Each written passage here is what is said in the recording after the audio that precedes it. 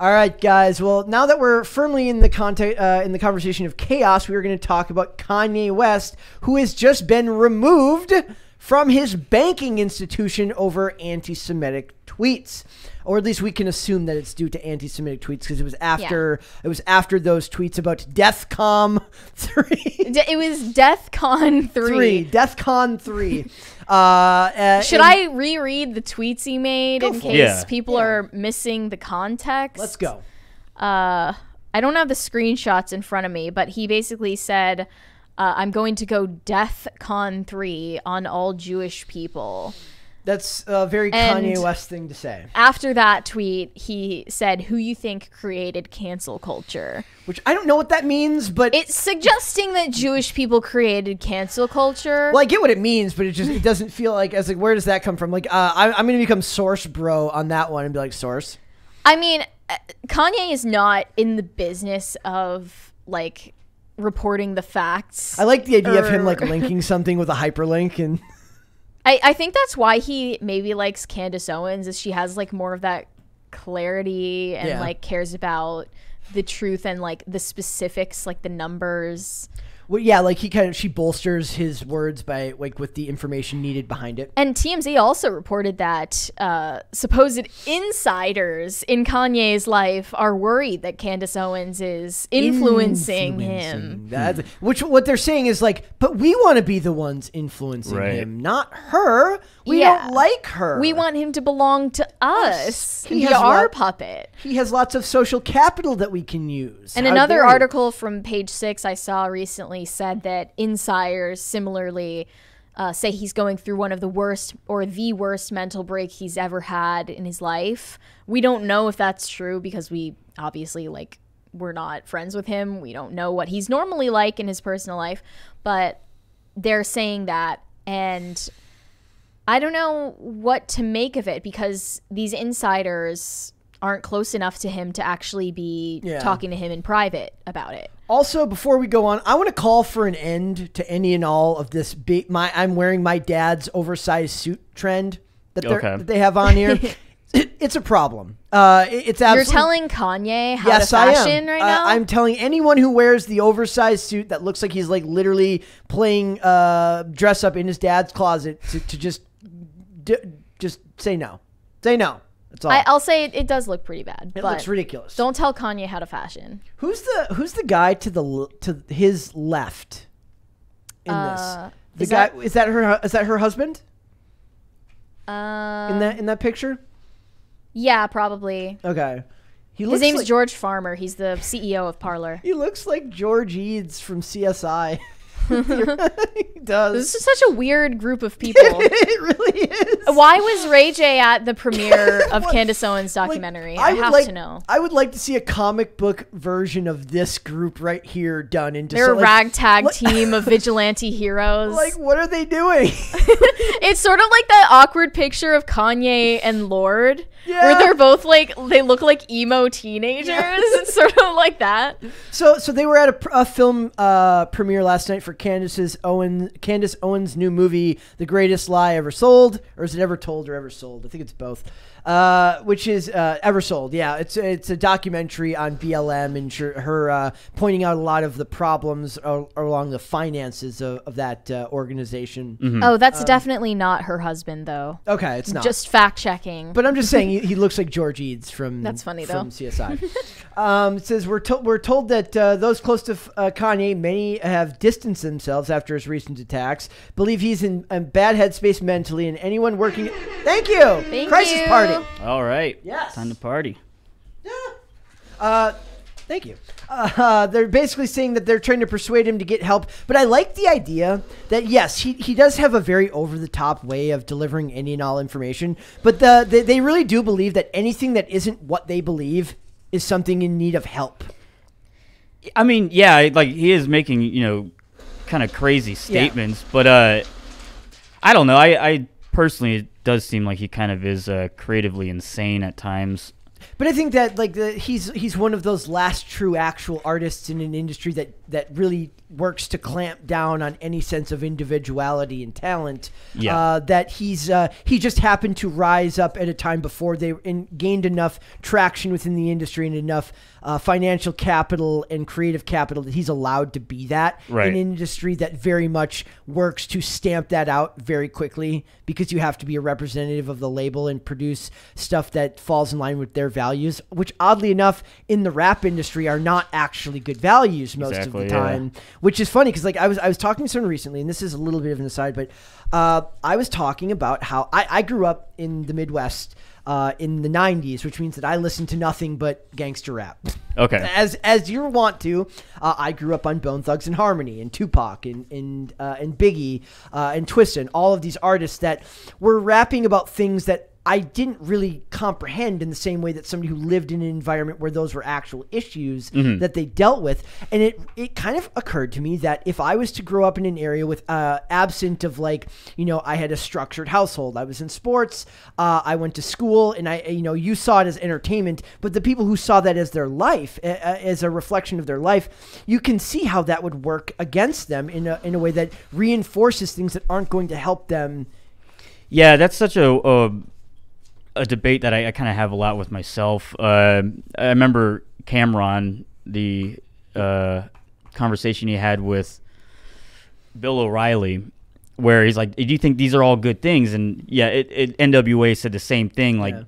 We're rapping about what we're seeing, but also people emulate what they hear. And if you're kind of making it sound like we are these things and this is kind of cool, then people are going to associate those traits as something to emulate. But it's just because they just happen to be the charismatic cream of the crop that rised up of that movement. Right. So people inherently are attracted to the charismatic nature of these artists who are rapping about things that aren't necessarily good, but it's being done so in a way that is charismatic and does kind of lend people to want to listen to it and emulate what they're hearing.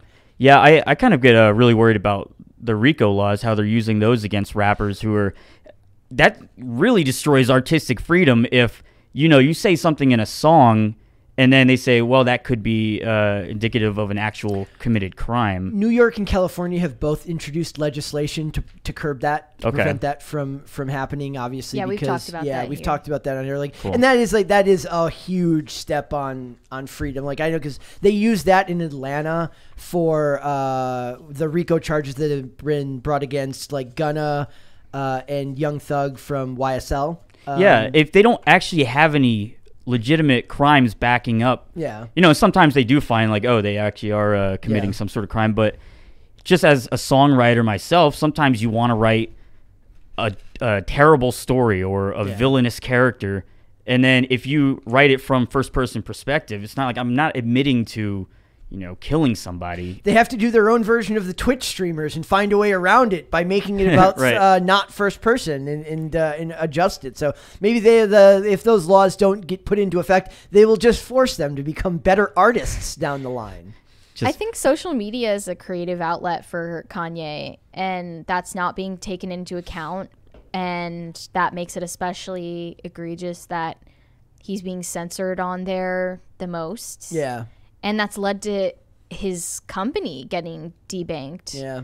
We use that word. That's an explicit admission that you don't want this person to make a living if they have certain beliefs, which we don't even know if he sincerely holds. And we know we've seen this happen before with Gavin McInnes got his banking closed, right? After, what was it that happened? Do you remember that? I mean, PayPal. I he had believe his PayPal. specifics. No, and it was a bank. I think it was Wells Fargo or it's an scary. actual bank just closed on him because they're like. And Lauren Witzke is a political candidate too, who got her banking taken away from her in Florida. That should be considered maybe the most terrifying of all. I think it is. It's digitalizing all money, all currency being digitalized and owned by someone, and there's no way of actually owning that wealth yourself and having control on it. Because then you really do have to play ball if you want to be able to live, to buy food, to buy a certain amount, to spend a certain amount of money. They can control that. They can control your entire lifestyle if they want. financially beat you into ideological subversion. But Yeah, if social it's credit a mega scores. corporation getting beaten down by another, like if it's a bank debanking a mega corporation which may be engaging in illegal practices, I believe they have the right to revoke banking from them. I also love the idea that Like the they banks- recently, I think Visa, MasterCard stopped working with MindGeek, which is the parent company of Pornhub, because they've had a Yeah. lot of litigation aimed at them about keeping Trafficking videos and- of trafficked people or minors on their website. I also love the idea that these, like, the banks, which are just the biggest criminals out of all of them. Yeah, right, yeah. Like, I'm getting morality lectures from the people that had to get bailed out because they literally lost everyone's money in 2008. Yeah. Like, are you Yeah, and kidding even me? though there was no official reason given for JP Morgan revoking banking from Kanye's brand, you can guess exactly why this was. Yeah. He Yep. crossed a line. Yep. And they don't like it. Ideologically, he crossed Yeah, a it's line. an ideological line, not a legal line. Yeah. And I don't know what this means for his bank closing. Basically, they said that he has to remove his assets to move his assets He to has a a new month bank to to move do his that. assets, and if they don't, they'll send him checks for his remaining capital. So he's gonna get these. I hope they send him like oversized checks, Yeah. like one of those ones you win at like a competition. Yeah, yeah. Like they send him like a really big one that says Yeezy, and it's like $600 million. Like that would be fantastic. But it really is scary when you think about like if for no other reason that like lesser people, like people with less success, are going to now have to think twice about what they say. And even if it's so much as just making you think about it, like, well, if I say this, what if my banking institution gets me like makes me close my account? That's going to get people to at least think about censoring themselves. Yeah. Just for instance, to make it a personal story, like I got invited to join a apparel company, CrowdMade, and they do like print on demand shirts. And then I guess the CEO went to my YouTube channel and didn't like some of the videos, didn't exactly specify which. And so as I was planning this launch, I was working with their team in their graphic design department. The CEO didn't like it, so he just cancels the launch. So it's like, then it makes me think twice. I'm like, oh, what shirts can I put on other companies? Are they just going to all delete me if they don't like the message of the shirt itself, even if it doesn't break any terms of service? And so it's that type of mentality where you're self-censoring, but with PayPal, like if I say something on this website, because that's another thing, like websites who are taking out of platform events and then using that, saying it breaks their terms of service. Kickstarter was doing that for years. Uh-huh. Like they had their comic book czar who would they would basically decide who got to run Kickstarter like campaigns on their platform, and they would use off company or like off platform. It wouldn't have anything to do with the actual comic being launched. It would be like, we don't like your political views, we don't like this, we don't like that about you. Right. But it makes me wonder, like, for something like this for you, like you have to now, like, anytime a company approaches you, or you get approached by a company, or you approach a company about something and like, we want to do this project with you, you have to be like, yeah, but have you really looked at my stuff? Like, you need to double check everything that I do so that I know that we're not going to get a month into this work together only to find out that you didn't do your due diligence and then know the nuance of what I was talking about. Because I told the line with like a lot of imagery where I try to make something that's visibly potentially right there on the line and or crossing it, but I make sure that it doesn't. Yeah. So if someone just looking at something just instantly puts an idea in their head of no way I'm going to work with this person. Yeah. I got to think about that with every company, every brand. Perhaps if they go through my catalog and they just see one thumbnail they don't like, then that's that. And this stuff has kind of always happened, right? Like it used to be the moralist Christian right that would be the ones that would try to, back in the day, obviously not in the last 10 to 20 years, that would be more inclined to want to get people to stop doing things with people because they had imagery, or they want to cancel J.K. Rowling because they think that Harry Potter influences Satanism and things like that. Where Which it was does. the real push to censor J.K. Rowling's books? No. To get them out of print? Where was the push to get Marilyn Manson's music banned? Well, it wasn't. Was that a necessarily- thing? It wasn't banned. It was that they had parental advisory labels added to it and restricted sales to people under a certain age. Okay, but I don't think that's censorship.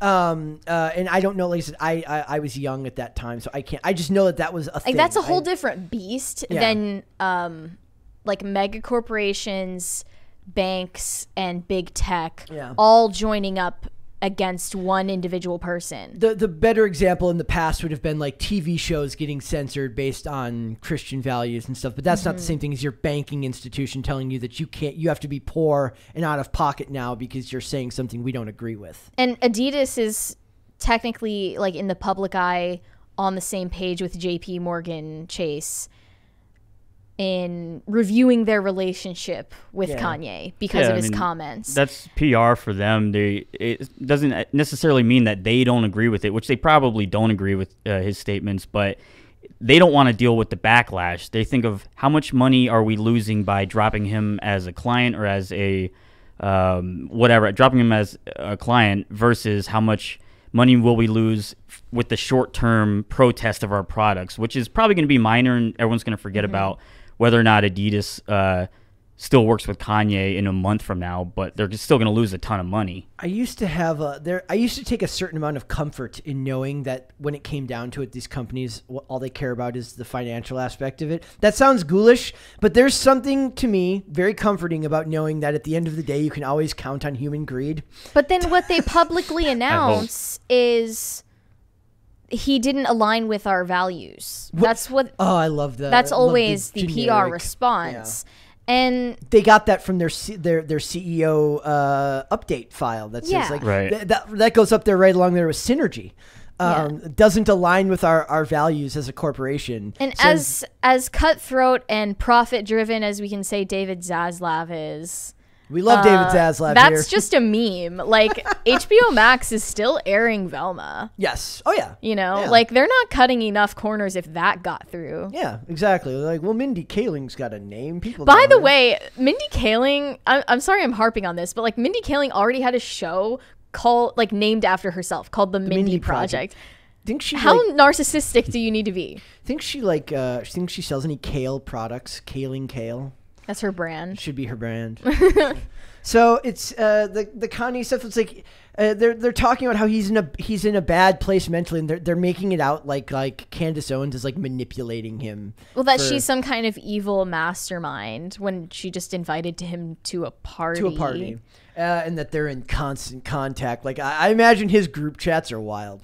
Oh my god, they have to be. Well, he posts screenshots of all of his private text messages anyway, so. I would love to I haven't seen him post screenshots of his texts with Candace Owens. I would love to see Kanye like you know, have you ever seen like the people who did like the there was a guy who took like Instagram pictures of like people and he blew them up to like poster size or life size portraits and stuff to see if the pictures held the same artistic value. Is like taking random social media posts and turning it into modern art. I want to see somebody turn Kanye West black square posts into modern art, where they actually turn them into physical blocks, like physical square blocks with the words printed on them. Well, the chaos of his feed on Instagram is so attractive to people because the rest of that platform is very manicured and curated and branded. And what they can do with the Kanye pieces, it's on like a podium, right? And it's just a big black square with the post on it.